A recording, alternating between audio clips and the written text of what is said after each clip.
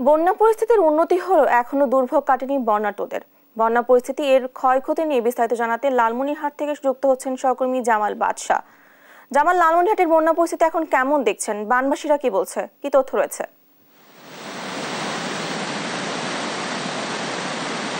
আসলে লালমনিরহাটে বন্যা পরিস্থিতির উন্নতি হয়েছে এবং গত 18 তারিখ থেকে 21 জুন পর্যন্ত যে স্বল্পমেয়াদী বন্যা হয়েছিল সেই পানি নেমে যাওয়ার পর কিন্তু গত কালকে হঠাৎ সকালবেলায় আবারও তিস্তার পানি বৃদ্ধি পেয়ে বিপদসীমার মাত্র 18 সেন্টিমিটার নিচ দিয়ে প্রবাহিত হয়েছে এবং সেই পানিও কিন্তু আজকে একেবারে নেমে গিয়ে বিপদসীমার 63 সেন্টিমিটার নিচ দিয়ে প্রবাহিত হয়েছে।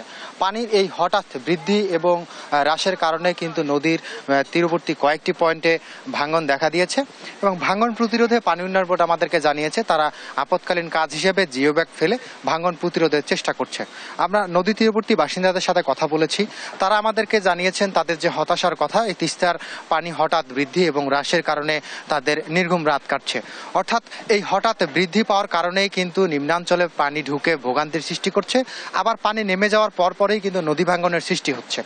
আসলে এবছর আমি যদি একটি তথ্য জানিয়ে রাখি, এবছর কিন্তু এ পর্যন্ত তিস্তার যে ডালিয়া ব্যারেজ পয়েন্ট রয়েছে সেই ডালিয়া ব্যারেজ পয়েন্টে বিপদসীমার অতিক্রম করেনি পানি বিপদসীমা অতিক্রম না করলেও কিন্তু এবার সহ দ্বিতীয়বার কিন্তু তিস্তার পানি বৃদ্ধি পেল এবং নদী তীরবর্তী যে বাসিন্দারা রয়েছে দুইবার তারা ভোগান্তির শিকার হলেন। এই হঠাৎ নিম্নাঞ্চল থেকে পানি নেমে যাওয়ায় গ্রামীণ কিছু রাস্তাঘাটের ক্ষয়ক্ষতি হয়েছে এবং নদী ভাঙ্গনে কিন্তু এরই মধ্যে 3টি বাড়ি বসত ভিটা নদীগর্ভে বিলীন হয়েছে এবং গতকালকেও কিন্তু লালমনিরহাটের কালমাটি এলাকার 2টি বাড়ি অন্যত্র সরিয়ে নেওয়া হয়েছে।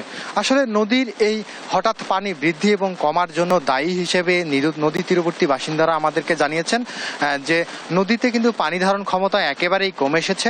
পানি উন্নয়ন বোর্ডও কিন্তু একই সুরে জানিয়েছেন যে গত বছর ভারতের যে সিকিমের বাঁধ ভেঙে পানির সাথে যে পলি এসেছে সেই পলি পড়ে তিস্তার গর্ভ ভর্তি হয়ে পানি ধারণ ক্ষমতা অনেকটাই কমে গিয়েছে। এর ফলেই কিন্তু তিস্তায় অল্প পানিতে নিম্নাঞ্চল প্লাবিত হওয়ার ঘটনা ঘটছে এবং পানি আবার নেমে যাওয়ার সাথে সাথে নদী ভাঙ্গনের সম্মুখীন হতে হচ্ছে।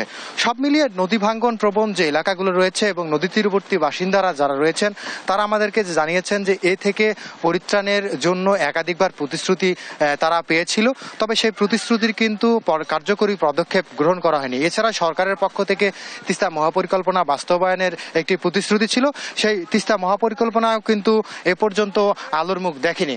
আসলে তিস্তা নদী তীরবর্তী যে বাসিন্দারা রয়েছে তাদের এই দুর্ভোগ প্লাবিত এবং দীর্ঘমেয়াদী বা স্বল্পমেয়াদী বন্যা এবং নদী ভাঙ্গনের যে কবল থেকে তাদের স্থায়ীভাবে যদি বাঁচানো যায় সেক্ষেত্রে কিন্তু নদী খনন অথবা তিস্তার মহাপরিকল্পনা দ্রুত বাস্তবায়নের জন্য কার্যকরী পদক্ষেপ নেওয়া জরুরি হয়ে পড়েছে।